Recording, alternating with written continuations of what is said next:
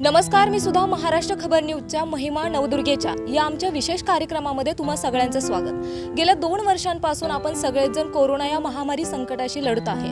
त्या संकटामध्ये लढणारे अनेक योद्धे आहेत, त्यापैकीच काही योद्धे माझ्यासोबत आहेत। आज त्यांच्याकडूनच जाणून घेऊया त्यांच्या प्रतिक्रिया काय आहेत ते। नमस्कार, मी आशा पंकज शिलेदार BJ ससूनमध्ये MD पॅथॉलॉजी फायनल इयरमध्ये आहे। कोरोना काळामध्ये आम्हाला ड्युटी आवर्स आमचे 6 आवरली ड्युटी असायची। तर ह्याच्यामध्ये आम्हाला PPE किटमध्ये जे आहे पूर्ण सेवा द्यावी लागायची। तर ते असं असायचं की 8 to 2, 2 to 8 आणि 8 to 2 असे 24 तासातले 6 भाग असे केलेले असायचे।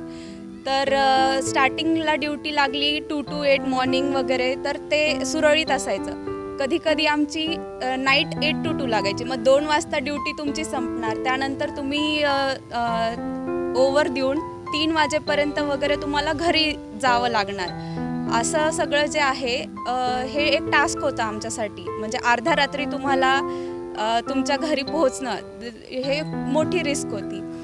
दुसरं म्हणजे पेशंट्सची सेवा करताना, आता माझे हजबंड ॲनेस्थेशिओलॉजिस्ट आहेत, तर कोरोनामध्ये जे आहे डिस्टन्स फार मॅटर करत होता। तुम्ही सर्विस करताना म्हणजे एका डिस्टन्सवरून तुम्ही त्यांची केअर घेणं हे अपेक्षित होतं, along with all the PPE kit, mask आणि शील्ड वगैरे सगळं। पण ॲनेस्थेशिओलॉजिस्ट असल्यामुळे त्यांना माउथ टू माउथ असं इंट्युबेट करताना इतका क्लोज कॉन्टॅक्ट यायचा। तर ते जे मनामध्ये एक भीती होती ती फार ते ओव्हरकम करून, म्हणजे तुमच्यासमोर पेशंट आहे तर फक्त तेवढाच विचार करून तुम्हाला त्यांची केअर करावी अशी कंडिशन होती। आणि त्या काळात झालाही, त्यांनाही कोरोना झाला, मलाही कोरोना झाला। त्यामध्ये मग घरच्यांशी कसं तुम्ही काळजी घेऊन त्यांना कसं सुरक्षित ठेवणार, हे सगळं फार हेवी गेलं। ह्या 2 वर्षामध्ये त्या कडक लॉकडाऊनमध्ये 3 महिन्यांचा जो काळ होता तो खूप कडक लॉकडाऊन होता त्यावेळेस। मग त्यावेळेस तुमच्याकडे समाज कुठल्या दृष्टिकोनातून बघत होता? म्हणजे तुम्हाला काही असे प्रसंग झाले का तुमच्यासोबत? म्हणजे बऱ्याच सोसायटीमध्ये असं ऐकण्यात आलं की doctors were not very welcomed. त्यांना राहण्याचा बऱ्याच जणांना खूप प्रॉब्लेम आला। तर आय वुड से की म्हणजे आम्ही ॲज अ डॉक्टर आम्ही ती रेस्पॉन्सिबिलिटी घेतली की जेणेकरून लोकांना आम्ही विश्वासात घेतलं की कडे आम्ही जरी ड्युटी करत आहोत still we are taking all the care आणि आमच्यापासून तुम्हाला काही धोका होणार नाही। माझं नाव सौ दीपिका अमोल पतिंगे। मी ॲज अ फार्मासिस्ट म्हणून जॉब करते। माझं स्वतःचंच मेडिकल आहे। कोरोना काळात बऱ्याचशा मेंटली फिजिकली अडचणी आल्या। तसंच मला एक ॲज अ डॉक्टर्स वाईफ आणि एक फार्मासिस्ट अशा 2 भूमिका मी निभावल्या आहे। आणि सगळं असं अचानक कोरोना आल्यामुळे जे लोक संभ्रमात पडले की आता काय करावे, मुलांना कुठे ठेवावे, सगळेजण गावाला असल्यावर मुलांना कोण सांभाळणार, ही सगळी रिस्पॉन्सिबिलिटी घेऊन आम्ही दोघांनीसुद्धा काम केलं आहे। आणि मिस्टरांचा कोरोना काळात इतके बिझी होते की जसे सगळी लोकं आपापल्या घरात एकत्र राहत होती, एकत्र कुटुंब पद्धतीचा अनुभव घेत होती, तसा आम्ही काय घेऊ शकलो नाही। ते त्यांच्या कामात सतत व्यस्त असायचे। प्लस माझी प्रेग्नन्सी असल्यामुळे आम्हाला जास्त वेळ सोबतसुद्धा घालवता आला नाही। आणि बऱ्याचशा अशा गोष्टी होत्या की जसं कोरोनामुळे बरीचशी घरं सगळं A to Z जे काय येईल ते सगळं उद्ध्वस्त होत होतं। कोणाचे जवळचे नातेवाईकसुद्धा जात होते। रोज त्यांना येणारे कॉल्स आणि रोज आपल्यासोबत असणारा व्यक्ती आज आपल्यासोबत नाही, किंवा माझे स्वतःचे जवळचे नातेवाईकसुद्धा मी त्यात गमावले। माझी वहिनी, माझे जावाई, बऱ्याचशा लोकांची आपल्या नातेवाईकांना वाचवण्यासाठी बरीच धडपड चाललेली रेमडेसिवीर, टोसिलिझुमॅबसाठी। आणि त्यातही काळाबाजार करणारे भरपूर लोक होती की रेमडेसिवीर म्हणजे अरे तुम्ही काय करताय, आपल्या देशात काय स्थिती निर्माण झाली आहे आणि तुम्ही कुठल्या गोष्टीचा काळाबाजार करताय, एवढे लोक मरतात आहे, काय होतं आहे। तरी पण लोक रेमडेसिवीरसाठी आणि बऱ्याचशा अशा औषधी होत्या त्यासाठी इतका म्हणजे काळा बाजार तर होतच होता, पण काही लोक अक्षरशः रात्रभर रांगा लावायची, इंजेक्शनसाठी सतत कॉल करायची. आणि माझे मिस्टर डॉक्टर असल्यामुळे ऑक्सिजनचा प्रॉब्लेम, सेकंड वेवमध्ये ऑक्सिजनचा प्रॉब्लेम, इवन काही डॉक्टर्स लोकसुद्धा ऑक्सिजन सिलेंडरसाठी तिथे लाईनमध्ये लागलेले, कारण की परिस्थिती फार भयानक होती. आणि बरेचसे अनुभव कोरोनामुळे येत गेले. आपण रोज वाट पाहतो की नॉर्मल लाईफ कधी येईल, कधी हा कोरोना जाईल. This is a new normal life and we want to accept it. So Shraddha Swapnil Agarkhedkar. मी ॲडव्होकेट आहे. सिव्हिल आणि फॅमिली मॅटर्समध्ये मी प्रॅक्टिस करते. कोरोना आला त्यावेळेस मी एका फर्ममध्ये काम करत होते असोसिएट म्हणून. तर आमचं व्हायचं असं की आम्ही ऑफिसवरून कोर्टात जायचो, सदाशिव पेठेत ऑफिस, तिथून आम्ही कोर्टात जाणार गाडीवर, मग तिथलं काम आटपून परत ऑफिसवर यायचं, मग परत दुपारच्या मॅटरसाठी जायचं. तर ही जे आमचं रुटीन बसलं होतं ते कोरोनामध्ये इतकं डगमगलं की क्लायंट लिटरली आम्हाला भेटायचं म्हटलं तर कुठे भेटतो बाबा तू, कोर्टात भेटतो का ऑफिसवर भेटतो, हे पण कन्फ्युजन. म्हणजे अगदी छोटे छोटे प्रश्न डोक्यात यायला लागले. नंतर कोर्ट पूर्णपणे सुट्टीच, म्हणजे लिटरली कुणी मॅटरच अटेंड होत नव्हतं. आणि नंतर कोर्ट चालू झालं ते पार्टमध्ये, म्हणजे थोड्या वेळाकरता चालू झालं. आता फुल टाईम चालू झालेलं आहे. तर झालं असं की जे फॅमिली मॅटर्समध्ये डिवोर्सच्या जे केसेस होत्या पेंडिंग कोर्टामध्ये, तर त्या केसेसमध्ये व्हायचं असं की नवऱ्याची जॉब गेलेला आहे पूर्णपणे, आणि ती बायको आमच्याकडे रडत यायची, आमची क्लायंट, की मॅडम असं असं झालं आहे हो, घरी किराण्याला सुद्धा पैसे नाही आहेत, काय करू, कसं करू, तुम्ही बोला ना त्यांच्याशी, मला काहीतरी करून पैसे मिळवून द्या. त्याच्याशी कॉन्टॅक्ट केलं की तो रडायचा फोनवर ढसाढसा, काय सांगू, माझा जॉब गेला, असं झालं तसं झालं. म्हणजे आम्ही इतके हतबल झालो होतो की आमच्या हातात काही गोष्टी होत्या पण ते आम्ही काही करू शकतही नव्हतो. म्हणजे क्लायंटला धीर देणं इतकंच आमच्या हातात होतं. आणि दुसरा अनुभव असा होता की जाणे येणं. मग आता राहते इथे हडपसरमध्ये राहतो आणि शिवाजीनगरला कोर्ट, तर जाणं येणं कसं, मोस्टली बसनी व्हायचं किंवा कधी मिस्टर सोडायचं आहे. तर कोर्टात इतक्या लोकांना भेटणं, इतक्या कोर्टात जाणं व्हायचं. म्हणजे सिव्हिल फॅमिलीमध्ये जा, सिव्हिलमधल्या डिपार्टमेंटमध्ये जा, ह्या कोर्टातून त्या कोर्टात, आजूबाजूला इतकी गर्दी असायची की कधी कुणाचा कसा संपर्क व्हायचा आम्हालाच कळायचं नाही. कागदांची देवाणघेवाण म्हणा, बोर्ड बघायचं आहे. तर घरी आल्यावर एकदम अशी भीती. मिस्टर विचारायचे मास्क नीट होता ना, सॅनिटायझर यूज केलं ना, हो हो हो. म्हणजे मनातून तरी एक भीती असायची की आपल्यामुळे झालं घरच्यांना तर कसं होणार, काय होणार, या भीती दडपणाखालीच जे काही केलं ते केलं. आणि नंतर मोस्टली मग जेव्हा पूर्णपणे कोर्ट बंद होतं, आम्ही घरूनच ड्राफ्टिंगचं काम चालू केलं. म्हणजे ऑफिस पण बंद ठेवलं, कोणच गेलं नाही ऑफिसला, घरीच ड्राफ्टिंगची कामं चालू केली. ऑलरेडी न्यायव्यवस्थेवर इतकं मोठं बर्डन होतं की इतके मोठे प्रलंबित खटले आहेत, आपण बघतोय लवकर निकाली लागत नाहीत, लोक अदालत घेऊन त्यामध्ये निकाली काढण्यात येतात.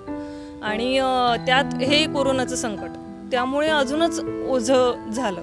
आणि आता पूर्वपदावर आलेलं आहे टायमिंग, तर मी अशी म्हणजे होईल आता सोयीस्कर पूर्णपणे, लवकर खटल्यांचा निकाल लागावा आणि सगळे अडचणीतून लवकर व्यवस्थित बाहेर यावेत हीच अपेक्षा. तो जॉब करताना म्हणजे तुमचं टायमिंग चेंज झालं होतं, प्लस कोरोना बाहेर, कोरोनाचं म्हणजे लॉकडाऊनमध्ये तुम्ही फॅमिली प्लस जॉब प्लस हा कोरोना, हा सगळा बॅलन्स कसा कव्हर केला? कोर्ट टोटली बंद होतं सुरुवातीला, त्यामुळे घरूनच काम होतं आणि कामही जास्त येत नव्हती खरं सांगायचं झालं तर. ड्राफ्टिंगचीच कामं असायची, मग ती घरून करायची. मोस्ट ऑफ द टाईम आम्ही ऑफिसला सुद्धा जात नव्हतो, घरून करायचं, कधी जावं लागायचं. पण कोर्टाचं पूर्णपणे काम थांबलेलं असल्यामुळे आम्हाला दुसरा काही ऑप्शन नव्हता. तरी बार काउन्सिलनी निर्णय घेतला की जे ज्युनियर लॉयर्स वगैरे आहेत, तर जे बाहेरच्या गावातून इकडे आलेत प्रॅक्टिसला, इथे राहतात, अनमॅरिड आहेत, मॅरिड आहेत, त्यांचं टोटली फक्त प्रॅक्टिसवर जे डिपेंड होतं रोजी रोटी म्हणता येईल आपल्याला, तर बार काउन्सिलने निर्णय घेतला की तुम्ही तसं डॉक्युमेंट्स द्या, त्याप्रमाणे आम्ही तुम्हाला आर्थिक आणि जी काही किराणा वगैरे आहे त्याची मदत करू. दीपाली प्रवीण चकोर. मी MSc DMLT आहे माझं, आणि मी ॲज अ लॅब टेक्निशियन म्हणून साधू वासवानी मिशन शांती क्लिनिकमध्ये काम करते. तर ॲज अ लॅब टेक्निशियन म्हणून मला जे काही अनुभव आले ते मी आता तुम्हाला शेअर करते. की लॅब टेक्निशियन म्हणजे ब्लड सॅम्पल कलेक्ट करणं आलं आणि डायरेक्ट पेशंटशी इंटरॅक्ट होत होतं आमचं. तर त्यावेळेस असं होतं की सगळ्यांनाच हा कोरोना नवीन होता. कुणालाही माहीत नव्हतं की त्याचे सिम्पटम्स काय आहेत, तो कसा पसरतो आहे किंवा तो कशामुळं होतो आहे, हे कुणालाही इतकं माहीत नव्हतं. तर त्यावेळेस आम्हालाही हे नवीन टास्कच होता की आता काय करायचं बाबा, आता आपण कशी काळजी घ्यायची आपल्या स्वतःची आणि आपल्या स्वतःची काळजी घेऊन आपल्या घरच्यांची काळजी कशी घ्यायची आहे. त्यात माझी मुलगी 5 वर्षाची होती आणि मग मी ऑफिसवरून जेव्हा घरी यायचे की मग ती आली की एकदम अशी मम्मा म्हणून माझ्याकडे यायची. तेव्हा मग तिला म्हणजे जवळ घ्यायचं की नाही, आणि नाही घेतलं तरी पण मुलांना काय समजतं शेवटी की आपण काय करतोय. मग तो पण एक इतकी म्हणजे वेगळी सिच्युएशन होती की त्यावेळेस मुलांना असं बाजूला ठेवून पहिल्यांदा यायचं, पूर्ण सगळं सॅनिटाईज करायचं आपलं, सकाळ संध्याकाळ 2 टाईम आंघोळ करणं. आणि ड्युटीवर जर बघितलं तर त्यावेळेस एकदम मार्च एप्रिलचा टाईम होता. त्यावेळेस एकदम असं प्रचंड ऊन आणि त्यामध्ये आम्हाला PPE किट घालायला लागायचं, मास्कवर फेस शिल्ड, आणि ते 8 तास ते कंटिन्यू घालून बसणं म्हणजे हा एक सगळ्यातच मोठा टास्क होता की ते एवढं वेअर करून तिथं बसणं. आणि मेन म्हणजे सगळेच पेशंट पॉझिटिव्ह आहेत असेच यायचे ब्लड टेस्टिंगसाठी. त्यावेळेस असं कोणी नव्हतं की त्यावेळेस नॉर्मल पेशंट बाहेर पडत होते किंवा नॉर्मल कोणी टेस्टसाठी येत होतं, असं नव्हतंच. सगळे पॉझिटिव्हच होते. मग त्यामुळे डायरेक्ट आम्हाला पेशंटशीच कॉन्टॅक्ट होता आमचा. मग ज्यावेळेस ते यायचे त्यावेळेस मग आम्हाला त्यांना सांगायला लागायचं की बाबा तुम्ही खोकताय ना, तर तुम्ही तिकडं तोंड करून खोका, की जेणेकरून आम्हाला, आणि आमच्या हॉस्पिटलनी पण सगळ्या आम्हाला सोयी पुरवल्या होत्या की एक असं करून दिलं कंपार्टमेंट की त्याच्यामध्ये फक्त त्यांचा हातच आतमध्ये येईल की आम्हाला त्यांच्याशी डायरेक्ट इंटरॅक्ट आम्ही होणार नाही. तर अशा सगळ्या आम्ही सोयी हे करून हे झालं. नंतर बरेच असे चांगले अनुभव आहेत किंवा वाईटही आहेत. त्यातले जर वाईट म्हणले तर कसं होतं की मेडिकल फील्डमधले लोक त्यावेळेस म्हणजे काही सोसायटींमध्ये असं केलं होतं की हे मेडिकल फील्डमधले आहेत तर मग यांना असं नाही का होऊ शकत की ते तिथे जॉब करतायत तर त्यांनी तिकडंच राहिलं पाहिजे. इकडे येऊन मग परत इकडे सोसायटीमध्ये पसरवणे किंवा त्यांच्यामुळे आणखी दुसऱ्यांना कोणी इन्फेक्शन होणे. तर त्या बाबतीत असं म्हणावं लागेल की आमच्या सोसायटीनी त्याबद्दल खूपच चांगलं आम्हाला सपोर्ट केला की असं कुणीही काही ऑब्जेक्शन घेतलं नाही. उलट सगळ्या सोसायटी मेंबर्सनी किंवा सगळ्या सोसायटीमधल्या लोकांनी आम्हाला आमचं म्हणजे कौतुकच केलं आणि आम्हाला सपोर्टच केला. त्याबद्दल तर आम्ही त्यांचे खरंच आभार मानले पाहिजेत. कारण की त्यावेळेस अशी सिच्युएशन होती की लोक हॉस्पिटल फील्डमधले आहेत किंवा मेडिकल फील्डमधले आहेत की त्यांना येऊन देऊ नका सोसायटीमध्ये, त्यांना तिकडेच राहू द्या, त्यांच्यामुळे आम्हाला कोरोना होणार का, आम्ही इन्फेक्शन होणार. तर असं बरेच सिच्युएशन होती. आणि जर आणखी सांगायचं झालं तर जाण्या येण्याचा प्रॉब्लेम.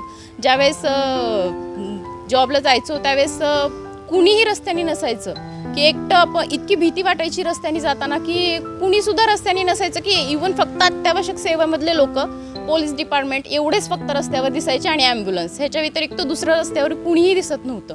त्या काळात ऑफिसला जाणे हा पण एक मोठा टास्क होता की रोडवर दुपारी अक्षरशः कुणीही नसायचं की जेव्हा जायचो तेव्हा असं वाटायचं की अरे बाबा कुणी आहे की नाही, म्हणजे आपल्याला काही झालं समजा जाता येतात तरीही कुणी नसायचं रस्त्यावरती.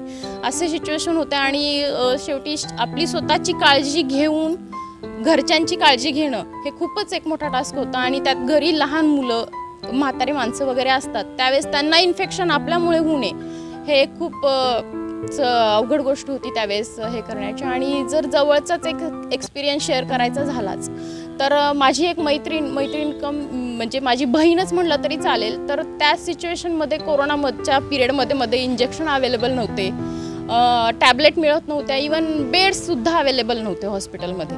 त्यावेळेस तिचे वडील, भाऊ, आजी ॲट अ टाईम 3 जण एक्सपायर झाले त्या सिच्युएशनमध्ये. आणि ती स्वतः डॉक्टर होती तरीही ती काही करू शकली नाही त्यांच्यासाठी. तर अशा गोष्टी बघितल्या गेल्या तर ह्या खूपच वाईट झाल्या. काही चांगल्याही झाल्या, तेवढ्याच वाईटही गोष्टी तेवढ्याच झालेल्या आहेत. मग तेच असेच काही अनुभव आहेत. आणि आशा करतो आपण की लवकरच या कोरोनाच्या काळातून एक आपलं पहिल्यासारखंचं जे जीवन होतं ते लवकर परत यावं असं वाटतं. नमस्कार, मी डॉक्टर पल्लवी टिळेकर. मी विश्वराज हॉस्पिटल लोणी काळभोर इथे मॅनेजर मेडिकल ऑपरेशन्स आणि क्वालिटी हेड अशा दुहेरी भूमिका निभावते आहे. आमच्याकडे ज्यावेळेस कोरोना आला त्यावेळेस सगळ्यात मोठा टास्क होता की सगळ्यांना संघटित करून त्यांना कामावर ठेवणे. कारण झालं असं की सगळे स्टाफ रिझिग्नेशनच्या मूडमध्ये गेले, कारण सगळ्यांना वाटलं की याच्यातून आपण बाहेर येऊ शकत नाही. आणि सगळ्यात major task being in management side माझ्यासाठी हाच होता की लोक अवेलेबल पाहिजे सेवा देण्यासाठी. या ठिकाणी मला एक प्रसंग नमूद करावासा वाटतो. लोणी काळभोरमध्ये अशी स्थिती आली होती की लोणी काळभोरच्या पॉलिटिकल लोकांनीच प्रेशराईज करायला सुरुवात केली होती की तुम्ही हॉस्पिटल बंद ठेवा, कारण तुमच्यामुळे इथे करोना पसरेल म्हणून. त्यावेळेस आम्ही त्यांना खूप समजवण्याचा प्रयत्न केला. ॲक्च्युअल आम्ही सरपंचांना फोन करून त्यांना कन्व्हिन्स करायचो की जर हॉस्पिटल बंद ठेवलं तर पुढे कसं होईल, कारण करोनाचे पेशंट वाढत जाणार आहे, त्यावेळेस कशी ही सेवा द्यायची. आणि एक प्रसंग असा झाला, जो एक हाऊसकीपिंग स्टाफ होता, जो साफसफाई कामगार वर्ग जे आहेत त्यांना येण्यामध्ये त्यांनी तिथल्याच एका लोकल पॉलिटिकल्सनी सांगितलं की तुम्ही जर हॉस्पिटलमध्ये गेला तर परत वस्तीमध्ये यायचं नाही. अशी कंडिशन बऱ्याच ठिकाणाहून आली. बऱ्याच गावातून स्टाफ येत होता. त्या गावातल्या लोकांना अडवणूक केली जात होती. जर तुम्ही हॉस्पिटलमध्ये गेला तर हॉस्पिटलमध्येच राहायचं, आणि हॉस्पिटलमध्ये एवढा स्टाफ अकोमोडेट करणं पॉसिबल नव्हतं. मग त्या गावातल्या लोकांना समजून सांगणे हे आमचं दुसरी भूमिका स्टार्ट झाली. त्यानंतर याच स्टाफच्या बाबतीत असं झालं की त्याला गावातून निषिद्ध केलं की तुम्ही येऊ नका हॉस्पिटलमध्ये. त्यावेळेस आम्ही स्वतः कन्व्हिन्स केलं त्या पॉलिटिकल लीडरला की ही गरज आहे आत्ता काळाची, आत्ता आम्हाला हॉस्पिटल सेक्टरला थांबून चालणार नाही आहे. आणि झालं असं, 3 महिन्यांनी तो स्वतःच एक करोना पेशंट म्हणून आमच्याकडे ॲडमिट झाला, आणि त्याच्या सेवेसाठी तोच हाऊसकीपिंग स्टाफ होता. जाताना त्या माणसाने त्याचे पाय धरले आणि माफी मागितली की जर आज मी त्यावेळेस तुला जर अडवलं असतं तर कदाचित माझी सेवा करण्यासाठी कुणीच अवेलेबल नसतं, कारण या काळामध्ये कुटुंबीय पण उभे राहू शकत नव्हते. अशा वेळेस असं होतं की घरातले सुद्धा कुणीही भेटू शकत नव्हते, अशी स्थिती होती. माझ्या बाबतीत बोलायचं झालं तर मी स्वतः बॅकफुटला गेले होते. मलाही वाटत होतं की आता थांबावं. सगळ्यात महत्त्वाचं कारण होतं की माझी 2 वर्षाची मुलगी होती. तर मला अशी भीती वाटत होती की आपण मुलांना इन्फेक्शन स्प्रेड करू नये. पण या काळात माझे आईवडील आणि माझे सासू सासरे आणि माझा नवरा सगळ्यांनी असं सांगितलं, ही ती वेळ नाही आहे जिथं डॉक्टरांनी थांबलं पाहिजे, कारण हीच गरज आहे. कारण यावेळेसच ही लढाई अशी होती की इथं पहिल्यांदा डॉक्टर आणि हॉस्पिटलचे कर्मचारी हे युद्ध सैनिक म्हणून उतरले होते, आणि खरंच तो युद्धाचा काळ होता. आम्ही ॲक्च्युअल युद्धनीतीसारखे जसे नीती वापरतात तसं रचना करून, म्हणजे ॲट अ टाईम सगळा स्टाफ ऑन ड्युटी नाही पाहिजे, कारण एक जरी इन्फेक्शन झालं आणि ते स्प्रेड झालं तर सगळं हॉस्पिटल शटडाऊन करायला लागेल. अशी वेळ येऊ नये म्हणून आम्ही त्याच्यामध्ये हे केले होते की पार्ट्स केले होते की आज 10 स्टाफ आहे, पुढचा 10 स्टाफ, असं करून आम्ही युद्धनीतीने ॲक्च्युअल हे युद्ध लढायचा प्रयत्न केला. सगळ्यात मोठी कामगिरी सांगता येईल की आमच्या हॉस्पिटलने जवळपास 3,500 रुग्ण तिथं ट्रीट केले, आणि 3,500मध्ये डेथ रेट खूप कमी, म्हणजे ॲटलिस्ट 2.5% म्हणजे 2.5% फक्त डेथ रेट होता. दॅट इज कमेंटेबल की आमच्यासाठी ती अचिव्हमेंट होती. आणि असं झालं, ज्यावेळेस पहिला करोना रुग्ण आमच्या हॉस्पिटलमध्ये सापडला त्यावेळेस अपेक्षित होतं की सगळे माघार घेतील, कदाचित कुणीच हॉस्पिटलमध्ये येणार नाही. पण दुसऱ्या दिवसाचं चित्र इतकं हे होतं, अविश्वसनीय होतं. सगळा स्टाफ ड्युटीवर आला होता, इन्क्लुडिंग डॉक्टर, आणि सगळ्यांनी ही आशा ठेवली होती की हे होणारच आहे, आपल्याला हे लढायचे, मागे राहून चालणार नाही. सगळ्यांनी ह्या लढाईत खूप चांगलं हे दिलेलं आहे, योगदान दिलेलं आहे. आणि म्हणजे खरंच ही युद्ध अजून संपलेलं नाही आहे. आपण फक्त वॅक्सिनेशननी हे रोखू शकतो. हा करोनाचा काळ आपल्याबरोबर नेहमीच राहणार आहे. आपल्याला फक्त सगळ्यांनी मिळून एकत्रित लढा देऊन मास्क, सुरक्षित अंतर आणि वॅक्सिनेशन हे प्रोटोकॉल पाळून याला पुढं जायचं आहे. युद्ध अजूनही चालू आहे, संपलेलं नाही आहे. फक्त आपण थोडंसं थांबून युद्ध करतो आहे, तरी युद्धनीतीनुसार चालू आहेत, आणि सगळ्यांनी मास्क वगैरे याचं पालन करा. अजून युद्ध चालू आहे, करोना संपलेला नाही आहे. ही भीती मनातून काढा की करोनाने काही होत नाही आहे, किंवा भीती जी आहे करोनाबद्दलची ती काढा, पण त्याच्याशी लढा देण्यासाठी योग्य रीतीने पुढे या. नक्कीच मॅडम, या तुमच्या कार्याला महाराष्ट्र खबर न्यूजचा सलाम. नमस्कार, मी प्रियांका अवधूत कांबळे. मी बाय प्रोफेशन एक सॉफ्टवेअर इंजिनियर आहे. क्युम्युलस सिस्टीम्स हिताची ग्रुप कंपनीमध्ये टेक्निकल लीड क्वालिटी ॲश्युरन्स डिपार्टमेंटमध्ये काम करते. आणि जेव्हा पहिल्यांदा हे कळालं की करोना इन्फेक्शन आपल्या इथे भारतामध्ये सुद्धा झालेलं आहे, तर कंपनीने पण आमचा निर्णय घेतला की आपण वर्क फ्रॉम होम देऊयात. पण ते देताना ज्या दिवशी 17 मार्च 2020 रोजी त्यांनी हे निर्णय घेतला तेव्हा त्यांच्यासमोर खूप चॅलेंजेस होते. आमची नेटवर्क टीम सगळी रात्रभर पूर्ण एक आठवडा तिथे होती आणि त्यांनी सगळं सेटअप केला की आम्ही घरी बसून पण हे काम करू शकू. तर सुरुवातीच्या काळामध्ये सगळ्यांकडे डेस्कटॉप होते, तर मग ॲज इट इज आम्हाला डेस्कटॉप घरी नेण्यासाठी सांगितले आणि तसं नेटवर्क सेटअप केलं. त्यामध्ये काही चॅलेंजेस त्यांनी ओव्हरकम केले आणि थोड्या दिवसांनंतर एक पर्सनला अपॉइंटमेंट देऊन बोलवलं, पूर्ण काळजी घेतली आणि मग प्रत्येकाला लॅपटॉप दिले. तर ती पण एक इन्व्हेस्टमेंट त्यांनी केली आणि शेवटी आत्ता अशी सिच्युएशन आहे की हे सगळं काम आम्ही वर्क फ्रॉम होम फ्लोलेसली करू शकतो. सो नेटवर्क टीम आणि जे पण आय टीमधले आहेत हे सगळं म्हणजे ह्या काळामध्ये सगळं एंटरटेनमेंट झोन आय टी सेक्टरवर खूप जास्त लोड होता, तो त्या टीमने हँडल केला आणि नवीन म्हणजे लोकांना आता फॉर एक्झाम्पल गेम्स खेळायचे तर ते फॉर एक्झाम्पल गेम लुडो, तर त्यांनी तिथे पण म्हणजे त्यांची इंजिनिअरिंग टीम बॅकएंड टीमनी एवढा सर्व्हरवर असलेला लोड हँडल करणं, ते सगळं त्यांचे स्टोरेज कॅपॅसिटीज अँड ऑल ते सगळे वाढवले आणि त्याच्यासाठी जे लागणारं स्टोरेज आहे ते त्याचं सॉफ्टवेअर आमची कंपनी बनवते. तर मग ह्या काळामध्ये आमचा बिझनेस कमी होण्यापेक्षा जास्त झाला, रादर आम्हाला काम थोडं जास्त होतं पण आम्ही एन्जॉय केलं हे चॅलेंज. आणि प्रोफेशनल फ्रंटवर हे झालं आणि पर्सनली जेव्हा घरी वर्क फ्रॉम होम मिळालं पहिले 2 आठवडे खूप चांगलं वाटलं की मुलगी माझी छोटी आहे 2.5 वर्षांची, चांगलं वाटलं की तिच्याबरोबर टाईम देता येतो आहे. पण असं पण जाणवायला लागलं की जेवढं 100% आपल्याला ऑफिसमध्ये डिस्टर्ब फ्री लाईफ जगता येतं तसं नाही होते. हे चॅलेंजेस आहेत की जेव्हा बेबीला पण माझा टाईम पाहिजे, माझा अटेन्शन पाहिजे, त्यावेळेस थोडंसं मॅनेज करताना सुरुवातीच्या काळामध्ये स्ट्रगल करायला लागला. नंतर मग एक रुटीन झालं आणि मग तिला मी ॲक्टिव्हिटीजमध्ये एंगेज केलं आणि माझ्याबरोबर पण ती असं ऑनलाईन क्लास टाईप एक ॲक्टिव्हिटीज करायला लागली आणि मग पॅरलली मला ऑफिस पण करता येऊ लागलं. आणि पण ह्याचा अजून एक अनुभव आला मला की एक हेल्थ फॅक्टर जो आहे, जेव्हा आपण बाहेर जातो, आपण जॉबला जाण्यासाठी जेव्हा निघतो तेव्हा आपल्याला चांगला सूर्यप्रकाश मिळतो आणि आपली स्वतःची पण हालचाल राहते. त्याच्यामुळे आपण मी म्हणते की आपण थोडेफार हेल्दी राहतो, पण घरामध्येच पूर्ण राहिल्यानंतर असं होतं की व्हिटॅमिन डी डेफिशियन्सी पण होते. ती स्वतः मी अनुभवली आणि मग काही दिवसांनंतर मला समजलं की हे काहीतरी वेगळं होतं आहे. मग टेस्ट केल्यावर कळलं की हे व्हिटॅमिन डी कमी, आपण बाहेरच जात नाही, उन्हामध्ये पण वेळ देत नाही आहे, त्यामुळे होतं आहे. मग तिथून पुढे हेल्दी लाईफस्टाईल कडे लक्ष द्यायला सुरुवात केली आणि घरी असल्यामुळे एकदम छान वेळ देता आला मस्तपैकी. म्हणजे हार न मानता ठीक आहे आता घरी आहोत आणि असं पण झालेलं आहे आपल्याला, तर आता ह्याच्यावर काय सोल्युशन, तर हेल्दी लाईफस्टाईल अनुभवू आणि त्याच्यातून आपण बाहेर निघू. मग प्रॉपर टाईम देणं, योगा करणं, हेल्दी डाएट फॉलो करणं आणि असं मग वेट लॉस पण केला. आणि आत्ता ह्या सगळ्या ह्याला आम्ही फॅमिलियर झालेलो आहोत. म्हणजे वर्क फ्रॉम होम आहे, घरात मुलांना पण वेळ देता येतो, प्लस ऑफिस पण मॅनेज करता येतं आणि स्वतःची मेंटल हेल्थ आणि फिजिकल हेल्थसुद्धा बॅलन्स केली आहे.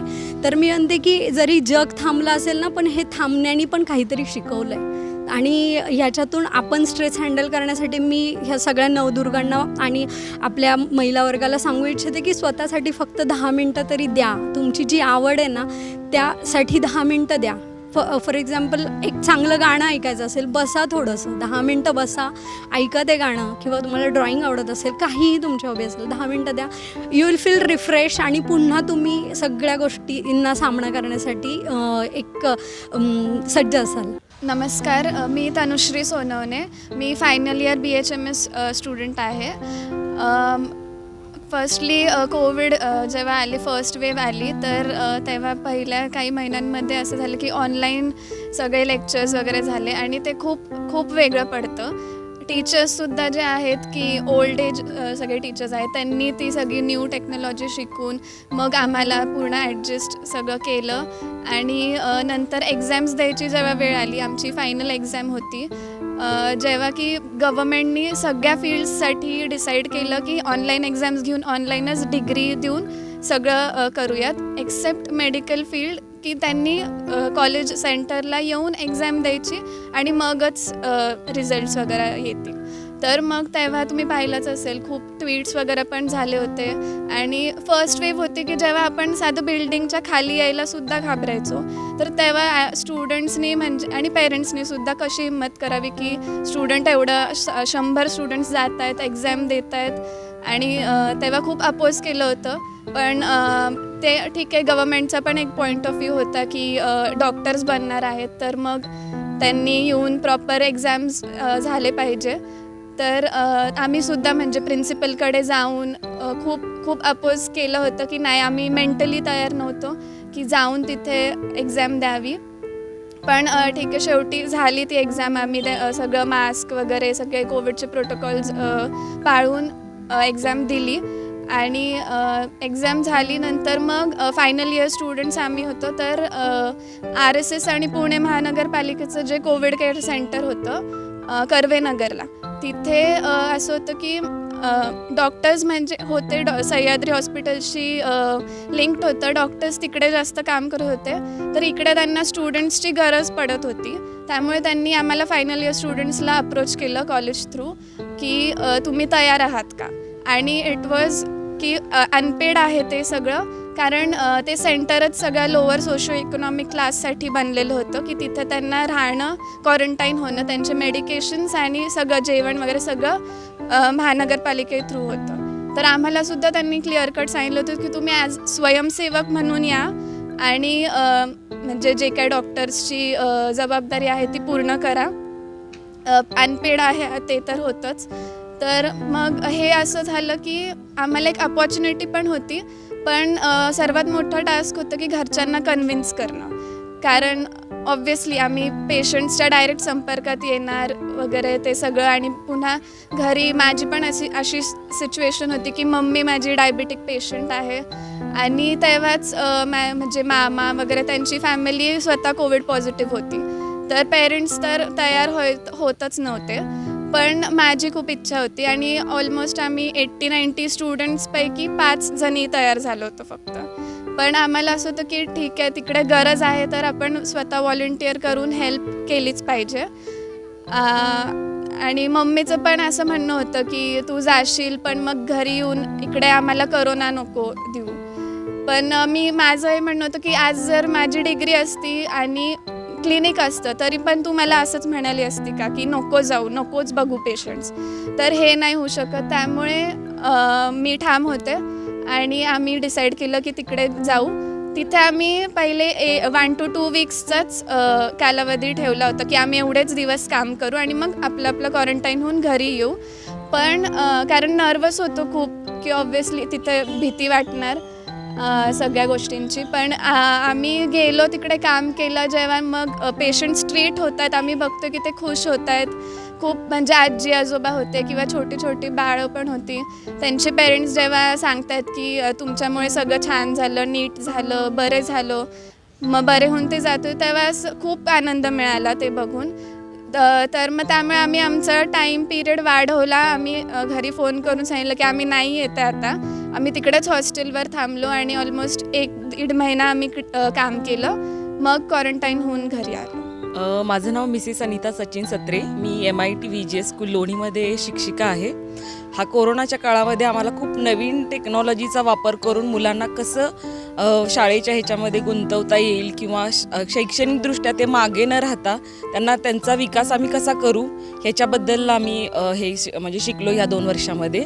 कोरोनाच्या काळामध्ये घरात बसून मुलांना शिकवणं थोडंसं डिफिकल्टच होतं, कारण का मुलांचे पॅरेंट्स पण घरीच असायचे, आम्ही पण घरीच असायचं. घरातलं सगळं काम आवरून आपल्या वेळेत शाळेच्या सगळं हे करायचं, क्लास मॅनेज करायचे. खूप आव्हानात्मक गोष्ट होती आमच्यासाठी आणि ती गोष्ट आम्ही शिकलो 2 वर्षामध्ये या. आणि खूप यशस्वी पद्धतीने आम्ही हे कोविडचा जो पण काळ होता त्याच्यामध्ये आम्ही यशस्वीपणे मुलांना आमच्या शिक्षण देऊ शकलो. आणि खूप सारे असे अनुभव आलेले आहेत की काही मुलांचं असं होतं की ती मुलं एका जागी बसू शकत नव्हती. मी जी आहे ती प्रायमरीसाठी आहे मी शिक्षिका. मग असं पॅरेंट्स लोकांचा कन्सेंट असायचं की मॅम आमची मुलं एका जागी बसू शकत नाहीत, मग तुमचं जी शिक्षणाची पद्धत जी असेल ती फक्त ॲक्टिव्हिटी बेस्ड असावी. मग त्याच्याप्रमाणे आम्ही आमच्या जे पण शैक्षणिक आमचं कार्य होतं ते त्याप्रमाणे आम्ही त्याच्यामध्ये सुधारणा करत गेलो आणि मुलांच्यामध्ये म्हणजे स्टुडंट्स ला लक्षात ठेवूनच त्या ॲक्टिव्हिटी वगैरे आम्ही सगळ्या सुरू केल्या. आणि पर्सनली असं जर सांगायचं म्हटलं तर कोरोना जो मार्चपासून चालू झाला, माझ्या मुलाची परीक्षा संपली होती आणि त्याला आम्ही गावाकडे पाठवलेलं होतं सुट्टीसाठी आणि तो जवळजवळ 3 महिने गावाकडे अडकून होता माझ्या नंदीकडे. आणि मग त्याला घेण्यासाठी खूप प्रयत्न करावे लागले आम्हाला, पास काढणे किंवा काय, कारण दुसऱ्या राज्यात जिल्ह्यामध्ये जायचं तर जिल्हाबंदी होती त्यावेळेस. मग खूप प्रयत्नानंतर त्याला मे महिन्यामध्ये पास भेटला त्याला. तो मे महिन्यामध्ये आला आमच्याकडे. त्याच्यानंतर मग जे होतं रुटीन आमचं ते होतंच व्यवस्थित, पण ज्यावेळेस कोरोना सुरू झाला त्यावेळेस आम्ही सोसायटीमध्ये कोणीसुद्धा कोणाला भेटू शकत नव्हतो. असं होता काळ तो. काय असेल ते सगळं फोनवरती बोलणं किंवा काय असं होतं. पण कोरोनानं खूप गोष्टी शिकवल्या आम्हाला की म्हणजे कमी ह्याच्यामध्ये पण आपण सर्वाईव्ह करू शकतो.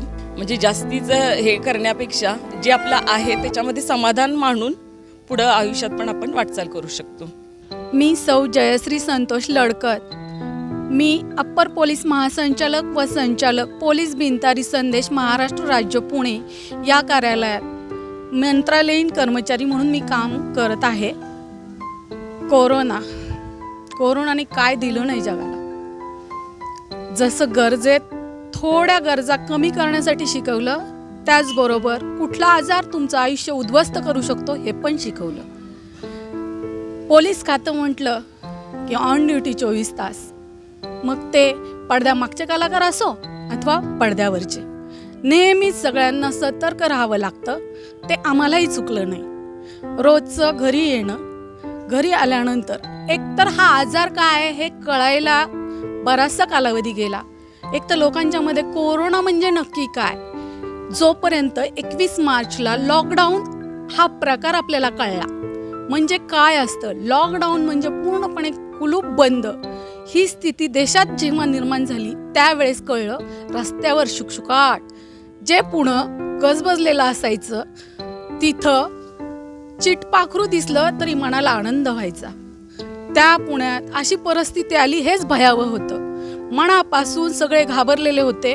कोणी कोणाला जवळ घेत नव्हतं, जवळ येऊ देत नव्हतं. स्वतःची काळजी पण त्याचबरोबर सामाजिक बांधिलकी जपणं. जसं की कोरोनाच्या काळात एक सफाईगार माझ्याकडे आली आणि मला म्हणाली, माझे मिस्टर वाळूच्या ट्रकवर आहेत आणि मला घरात माझी मुलं उपाशी आहेत. त्यावेळेस माझ्या घरात असलेलं तांदूळ, डाळ, चवळी, तेल, बिस्किटं, सफरचंद, मला जे काही शक्य होतं ते मी दिलं.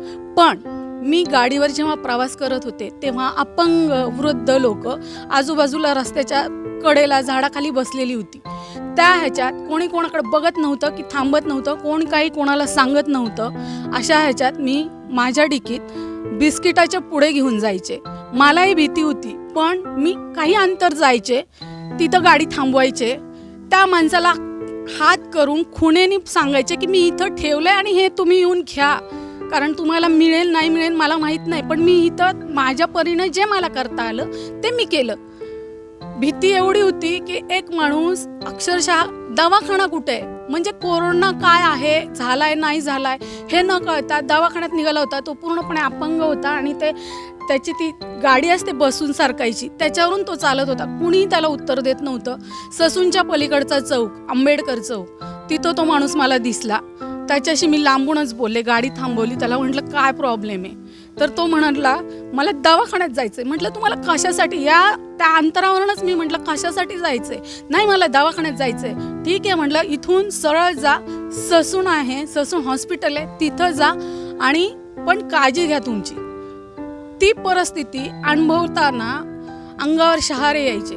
कधी कधी आमच्या खात्यातले लोक जेव्हा पॉझिटिव्ह निघाले आणि ते अक्षरशः आम्हाला आमच्या संपर्कात येऊन गेले, त्यावेळेस मनाची जी द्विधावस्था झाली होती ना ती वर्णनच करू शकत नाही. कारण घरचं काम सांभाळून ऑफिस जॉईन करणं, ऑफिसची कामं करणं, त्याच्यानंतर घरी जाऊन कुणाला काही होणार नाही म्हणून आपली काळजी घेणं, कधी कधी अलग राहणं, असं दुसऱ्याला झालंय पण आपण आपली काळजी घेणं, क्वारंटाईन होणं खूप लोकांपासून, मुलांपासून. माझे मिस्टर पण शिक्षक आहेत, ते पण सर्वे करायला जायचे. त्याच्यामुळं आमच्या मुलांना काही होऊ नये म्हणून आम्ही काळजी घेतली. पण स्वतःला जेव्हा आपण समजवतो ना, माझ्या समोर काय काय आमच्या अधिकारी कर्मचारी गेलेल्याच्या बातम्या यायच्या तेव्हा मन हादरून जायचं. स्वतःची मानसिक ताकद आम्ही वापरायचो, पण जेव्हा एकांतात असायचो तेव्हा विचार करायचो खरंच काय आहे हे. आपण इतरांना समजवू शकतो, स्वतःला नाही. प्रत्येक श्री रणचंडिका बनू शकते, कालिका बनू शकते, दुर्गा बनू शकते. महिलांना माझं या नवरात्राच्या दिनानिमित्त सांगणं आहे, स्वतःची ताकद इतकी पॉवरफुल बनवा की समोर कुणीही आलं तर एक मुस्कडीत दिली तर एक लाथ दिली. पूर्वीच्या स्त्रियांनी आपला इतिहास घडवलेला आहे. तुमच्या अंगालाच काय तुमच्याकडे बघण्याची हिंमत कोणी करणार नाही. माझं पोलीस खातं आमच्या पाठीशी राहिलं. आम्हाला त्यांनी आर्सेनिक गोळ्या दिल्या. एक थोडंसं का होईना शासनाने पण आम्हाला लसीकरण करून एक धीर देण्याचा प्रयत्न केला.